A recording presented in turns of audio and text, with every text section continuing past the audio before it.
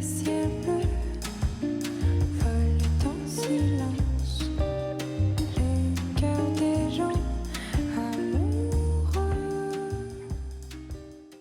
everyone, so for today's video, I wanted to jump on here and give you a full-on, in-depth review of Auric, which is Samantha Ravndahl's new cosmetics line. So happy for her and very excited to review these products for you guys. I am very much a fan of Samantha. I love her artistry. I feel like I can't start a video without my neighbor screaming about something completely indiscernible. But anyway, I was very excited to see what these formulas would be like and the kind of formulas that she would come out with in general. So I'm going to give you an in-depth look at both the Glowlust as well as the Smoke Reflect. But I thought that it would be even more helpful if I also gave you guys some comparisons, because you guys know I am a very big comparison person. I like to compare different formulas because I just feel like it ends up being a little bit more helpful. So I'm also going to be doing some comparisons with the Eyes to Mesmerize from Charlotte Tilbury, the cream color for eyes from Tom Ford, as well as the Hollywood Flawless Filter. As a whole, I hope that it does end up being really helpful for you guys. So if it is, definitely make sure to give this video a thumbs up so that I know, and I would love to have you back, so make sure to subscribe as well. Let's just jump right in because I feel like this is gonna be a long one.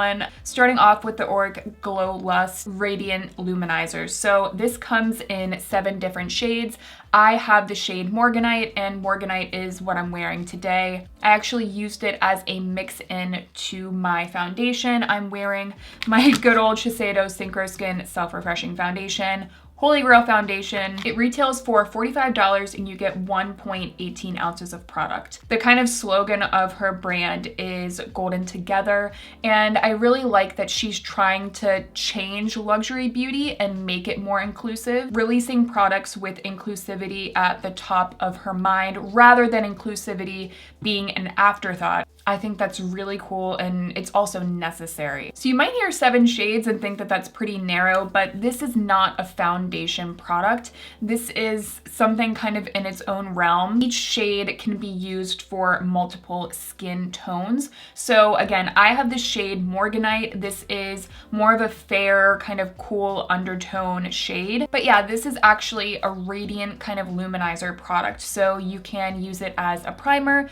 You can use it under foundation, over foundation, just on the tops of the cheekbones. It's just going to give you a nice glow. Again, very reminiscent of the Hollywood Flawless Filter from Charlotte Tilbury, and we will talk about that in a second. So Samantha wanted this to be kind of an all-day hydrating product as well. So she wanted it to give you a really natural, kind of wet looking glow, but she also wanted it to actually feel hydrating on the skin rather than just look hydrating. And I think that that is really important when we're thinking about kind of glow, lotion, just highlight products in general. Using a product that actually is going to sustain the hydration or just like your overall moisture levels of your skin, I feel like it's definitely a better way to go. So she wanted the ingredients to be hydrating and nourishing, not just be there in like a marketing perspective, but to also be there as an active. So having said that, I think it makes sense that this is actually a little bit of a thicker kind of luminizer product. If you're familiar with the Becca liquid highlights, the texture reminds me a lot of those, except even a little bit thicker, just has a little bit more substance to it. Those feel a little bit more like a lotion, and this one just has a touch more of a creaminess to them. Also keeping in mind that this is a product that you can use as a mix-in or as just a straight highlight product. I am glad that she gives you a little bit more product. Again, you do get 1.18 ounces of product in here. That was also something that Becca did with their OG luminizers. I completely forgot to talk about the packaging, but I have to say that this packaging is unreal. It's absolutely gorgeous. She mentions that the cap is really difficult to take off, and it certainly is the first few times. But after that, it does loosen up and it's not as stiff. Although I will say that I hurt my hand last week, and it was difficult for me to take off the cap the first few times, but it will keep the product from drying out, and she said that's why she did that. So first, I wanted to use it just as a primer on its own. And as a primer on its own, it feels really nice and hydrating. It definitely feels more like a kind of skincare product, not heavy. It doesn't leave you with any of those glittery particles. This isn't a glittery formula. And overall, it just gives you a really nice glow. And I was actually surprised at the amount of pigment. I think you should be a little bit more aware of the shade that you choose. If you do plan on using this just all over the face without makeup over top, but I just don't see myself using this product in that way. But overall, I really liked the way that my skin looked. It looked really reflective, it looked hydrated, but this is certainly a pigment shine product. When you put your foundation over it, the shine does shine through in a really very natural way. It's not going to look really heavy, and it reacts well to other products. So it's not going to be something where there feels like there's two layers. They mix really well together if you apply it all over the skin and then put a foundation on top. Overall, it is just a little bit more of a nice juicy effect to the skin. Now, using this on top of the skin, on the cheekbones, I honestly might like the way that that looks even better than using this as a primer, because I love that it just gives you a little bit of that wet,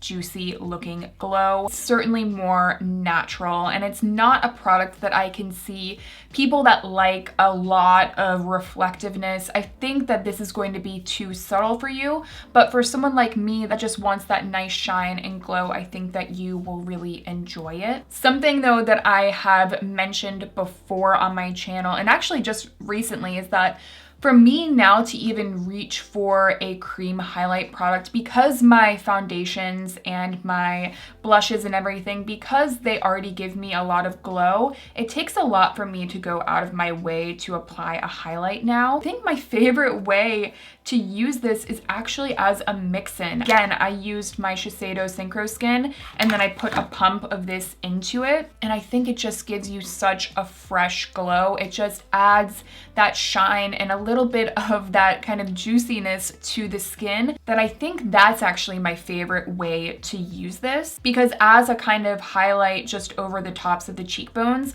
I feel like I just want a little bit more, or I just feel like there are other highlights in my collection that I prefer to use in that way. That being said, if you do have very textured skin, I do think that this is a really nice option. Getting into the comparison with the Charlotte Tilbury Hollywood Flawless Filter, this comes in 12 different shades. You get 1 ounce of product, and it retails for $44. Samantha in a recent video actually talked about what she saw as the main differences between these two products, and I have to just completely agree with her and everything that she said. One, she mentioned that there is more mica in this than the Auric, and I think what ends up being the main difference between these two products is that this feels more like a highlight product for the tops of the cheekbones rather than an all-over mix-in or primer product, whereas this feels more like that primer or mix-in kind of product because it's more subtle. It just has a little bit more of that kind of skincare cream texture, whereas this feels to me like that lit from within reflective glow. Looking at the ingredient list, these are both incredibly similar, and the main difference is that mica content. Both of them, the first ingredient is water. Both of them, the second ingredient is hydrogenated didacine. It's basically kind of an emollient ingredient. And the third ingredient, which is the big change, is that the Charlotte Tilbury's third ingredient is mica, and Glowlust is actually glycerin. But then the next ingredient for the Charlotte Tilbury is glycerin, propanediol, and squalane. The same thing goes with Auric. Glycerin, propanediol, squalane. I also do want to mention that where mica is listed on the ingredients list between shades is different. It looks like as the shades get darker, there is less mica, and some of the lighter shades have more mica added to them. These formulas, super similar. And again, the only difference is the amount of mica and I think the amount of actual pigment. So if you want something with a little bit more of a skin tone kind of pigment, you're gonna get that with this. If you want it to look more natural, this is going to look a touch more natural. But if you really are looking for a little bit more of that like reflective glow, I think the Charlotte Tilbury is a little bit more reflective. The texture is also thinner. That's definitely a main difference. The texture of the Hollywood Flawless Filter kind of just meshes into the skin a little bit better over top of foundation, in my opinion, just because I think you need a little bit less to give you a little bit more impact. And that's really just going to depend on, you know, your personal preferences. Do you prefer a thinner product or do you prefer something a little bit creamier? Again, for me, over top of my foundation as like a true highlight product, I prefer the Flawless Filter, but as a mix-in, I definitely much prefer the Auric. And the packaging is more intuitive to be a primer or a mix-in product because it has a pump. Whereas the Charlotte Tilbury, the packaging is way more intuitive as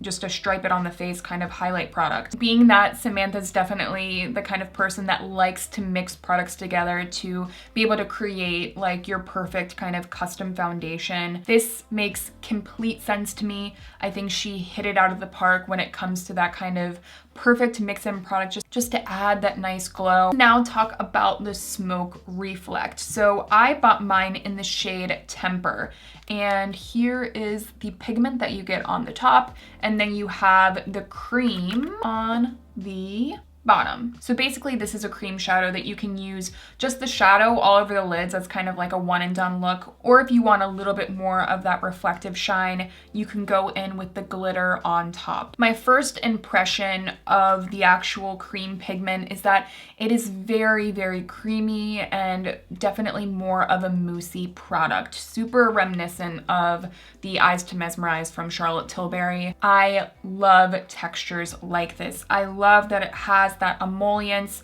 I personally find looks really nice on the eyes. Like it looks really flattering, and these textures are my preference when it comes to cream shadows. Samantha says that this is more of a taupey rose gold. I think that that's a really accurate way to describe the color. And it's also, for me, it feels like a more flattering rose gold. I also don't like a rose gold that's too rosy or too golden. This one has a really nice balance, and there's definitely a uniqueness to this shade. I'll talk more about shade comparisons when we get into the Tom Ford and the Charlotte Tilbury. Yeah, it looks really beautiful. When you sheer it out onto the lids, you still get that rosiness, but there is that just touch of warmth that I think is really flattering. It is what I'm wearing on my lids today. So again, we're dealing with a little bit more of a moussey, kind of creamy cream shadow texture, but getting into the actual pigment on top,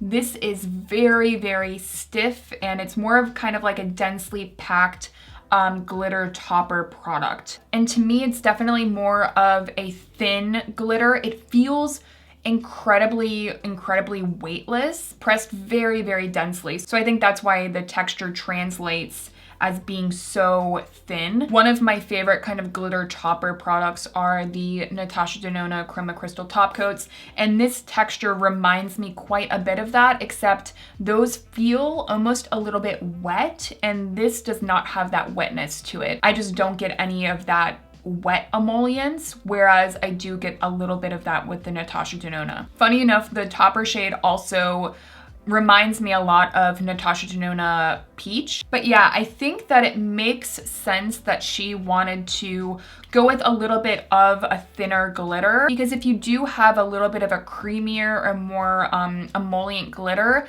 it's going to crease a little bit faster. And what I noticed from the description of this product is that she wanted it to be more long wearing, and that can be a little bit difficult with a creamier texture. So that's why I was also interested. I'm like, this is definitely a creamier cream shadow. I wonder how it's actually going to wear. But I have to say that this is definitely more of a long wear cream shadow out of this kind of formula. And maybe a small part of that I do think has to deal with this glitter. I think the glitter kind of sets it a touch. Personally, I think that I like the way that this looks as a combo rather than just using the cream shadow on its own, because at least this shade in particular, I find to just be a little bit more metallic, or it's not even really a metallic product, but it just doesn't reflect back a glossy kind of wet look, which is usually my preference. But if you don't like that, then you might prefer the finish of this one. And I think there's a lot of magic to the glitter topper because it just gives and adds this kind of scattered light kind of reflectiveness. Not quite like a sequined look, but it just adds that touch of radiance that I think this product needs. So this as a duo, this together as one, I think is the best way to use it. And it makes sense, obviously. When you create a product, they should work really well together. Together as one, the look of it is really, really, really pretty. It's definitely more of that kind of sophisticated sparkle. It has that level of restraint to it. It doesn't look just like a ton of glitter all over the eyes. It makes sense. The colors make sense together. I think the number one thing that kind of makes this stand out in my mind is the fact that it is a little bit more long wearing. I know a lot of you talk about how you don't like creasing within your shadow products. So if you're that person, I think this is definitely a product to look into. But let's quickly compare this to two different formulas.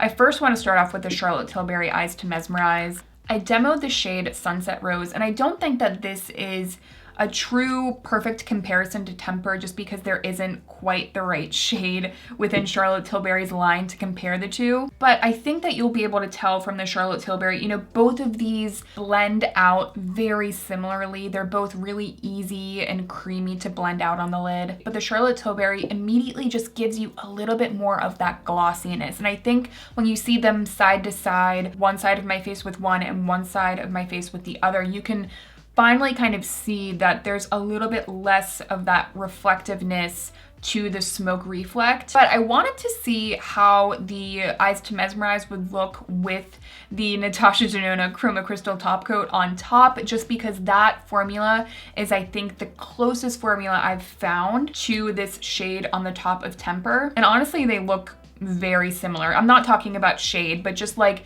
the look of them looks very similar, except again, the Natasha Denona and the Charlotte Tilbury, that just has a little bit more of that wet look. The Charlotte Tilbury, I don't think lasts as long on the lids as the Auric, and I think that that's the main difference aside from the actual wet looking shine. I also want to note that I think it also may depend on the shade that you choose. Obviously, I don't have all of the shades of the Smoke Reflect to be able to compare for you. If you do want to look at all the Smoke Reflect shades, I highly recommend checking out Shelby Wilson's video. She did a very, very awesome review and she kind of gave you a better look at all the different shades. I honestly would say that I think that the Auric texture slightly more leans towards the texture of the Cream Color for Eyes. The Cream Color for Eyes also has a little bit of a more moussey texture, similar to the Eyes to Mesmerize, except I think the Cream Color for Eyes, they're just a little bit thinner and they kind of go onto the skin a little bit thinner and a little bit less moussey. And funny enough, the Cream Color for Eyes, I also find give you a little bit less of that kind of wet look to your lids, that wet shine. So I personally find that the shine of the Tom Ford more clearly reminds me of the Auric. And I also find that the Tom Ford Cream Color for Eyes tend to be a little bit more long wearing than the Charlotte Tilbury. I also put a little bit of the Urban Decay Space Cowboy, which is another glitter pigment that I found the texture to be the most similar as this glitter pigment on top. And I applied that on top of the Tom Ford. And again, I just found the look to be very similar to the Auric. I wanted to include some of the shadow comparisons with different glitters on top, just to hopefully give you just a touchstone if you have tried these products or some of those glitters, to give you a better idea of the textures that I think are the closest to this. You can get a better idea if you think you'd like it. Personally, I know that some people have found that these glitters on top of the Auric Beauty shadows are a little bit too thin, especially this shade Temper. But honestly, I like that kind of scattered glitter look. I like that this works more as kind of a texture product rather than a true like heavy pigment product, because the cream shadow gives you enough pigment on its own. I like playing with these lights and textures, which is why I love the Natasha Denona Chroma Crystal Top Coat, as well as Space Cowboy. These shades and these glitters, I love playing with those kind of wet looking textures. And I think that I would like this product as a whole a lot less if I didn't have that kind of wet looking texture product to be able to layer on top. So as a whole, I think that the Auric is a really nice way to get an all-in-one kind of look, especially if you don't have one of these kind of glitter toppers and you haven't used a cream shadow. I feel like having all of this in one to be able to play with textures but also have a cream product that is long lasting, I feel like this is a good